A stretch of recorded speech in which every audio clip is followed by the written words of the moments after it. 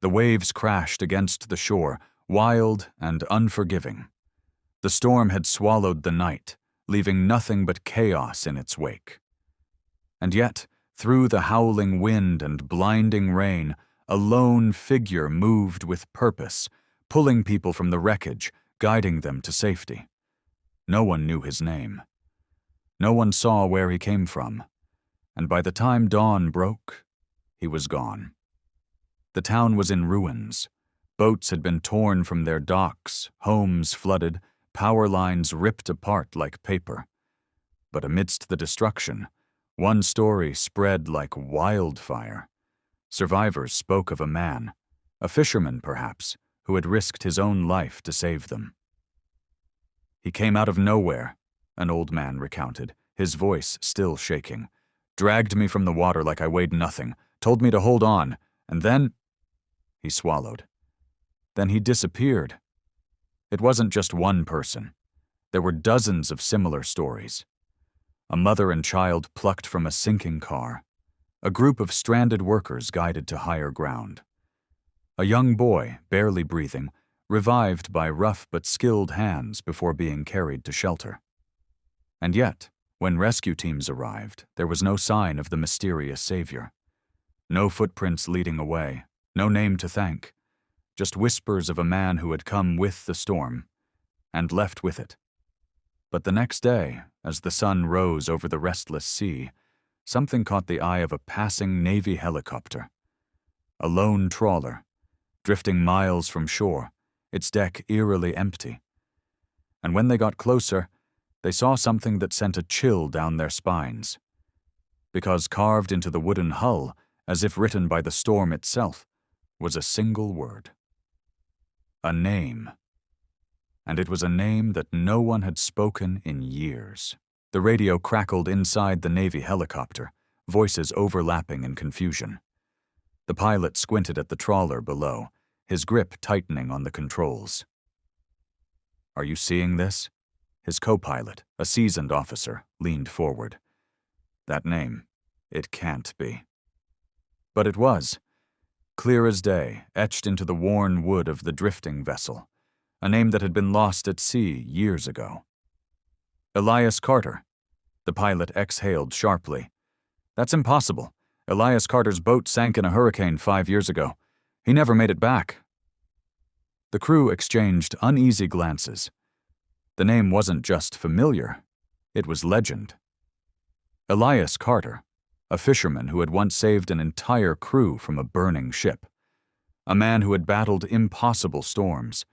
A man who had been declared dead. And yet, here was his trawler, drifting like a ghost in the open sea. The helicopter hovered lower. The deck was empty, no signs of struggle, no distress signals. Just that haunting name, staring back at them. "Should we send a team?" the co-pilot asked. Before the pilot could respond, the radio burst to life. Static at first. Then, a voice, faint, rough, almost otherworldly. "You shouldn't have come looking." The transmission cut out. Silence filled the cockpit. The pilot's hands went cold. "Who just…" But before he could finish, something moved on the trawler. A shadow, a figure. And the moment they locked eyes, the helicopter's instruments died. Every gauge, every signal, gone. And below them, on the ghostly trawler, the man who should have been dead just smiled. Panic surged through the cockpit. The helicopter's controls flickered wildly, alarms blaring, the altitude dropping fast. "Mayday! Mayday! We're losing power!" The pilot shouted into the dead radio, but no response came. The sea below churned like it was alive, restless under the presence of something unnatural. The co-pilot frantically flipped switches, trying to regain control. But through the chaos, his eyes stayed locked on the figure below, the man standing on the trawler, watching them. Elias Carter. Or at least, someone who looked like him. Because the last time anyone had seen Elias, he was being swallowed by the sea, lost to a storm that no one else survived. And yet here he was, alive, unbothered, and smiling like he knew something they didn't. The helicopter jerked violently as power surged back on, the instruments blinking to life. The crew barely had time to react before the radio crackled again. "Turn back." The voice was calm, almost warning them. The co-pilot's breath hitched. "Elias, is that you?" Silence. Then, "Leave now, or the sea will take you too." The crew exchanged looks. They had spent years rescuing sailors, chasing legends, hearing stories of men lost to the ocean. But this was something else. The pilot swallowed hard, gripping the controls. "We should report this." The co-pilot hesitated, his gaze still locked on Elias, or whatever he was now. "And say what?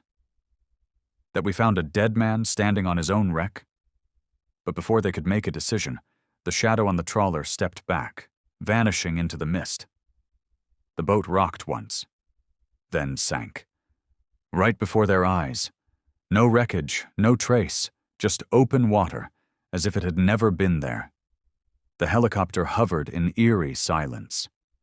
The only proof that any of it had happened was the shaky breath of the co-pilot as he whispered, "We were never here." The ocean below stretched out in eerie stillness, as if it had swallowed the trawler and decided to keep its secrets buried. The helicopter crew sat in stunned silence, their minds struggling to make sense of what they had just witnessed. The pilot's grip on the controls was tight, his knuckles white. This didn't happen, right? His voice was hoarse, as if he didn't believe his own words. The co-pilot exhaled slowly, his hands still trembling over the switches. "Then why do I still hear his voice?" No one answered. Because the truth was, they did hear it. A voice that belonged to a man who was supposed to be dead. A warning that came before the sea erased all traces of him. The radio crackled again. The crew jolted, staring at the console like it might bite. It was static at first. Then, "You should have left when I told you to." The helicopter lurched. The instruments flickered again, the controls growing sluggish as if something was pulling them down. The co-pilot cursed under his breath, gripping the dashboard. "We need to get out of here, now." The pilot didn't argue. He yanked the stick, pushing the aircraft upward, away from the cursed waters below. The helicopter groaned in protest, but obeyed. The crew barely breathed as they climbed higher, desperate to put as much distance between them and the vanishing trawler as possible. And then, just as the last of the mist cleared, the ocean changed. The once restless waves stilled. The storm clouds above dissolved like they had never existed. The sun shone down, reflecting off the water as if nothing had ever been wrong, as if the sea had reset itself. The co-pilot turned to the pilot, his voice hollow. "We tell no one." The pilot hesitated, his jaw tightening. Every instinct screamed that this was bigger than them, that Elias Carter, or whatever he had become, wasn't meant to be found. He nodded. No one. The helicopter soared away, the radio finally silent. But deep below, beneath the waves where no one could see, a shadow drifted, waiting, watching, and smiling.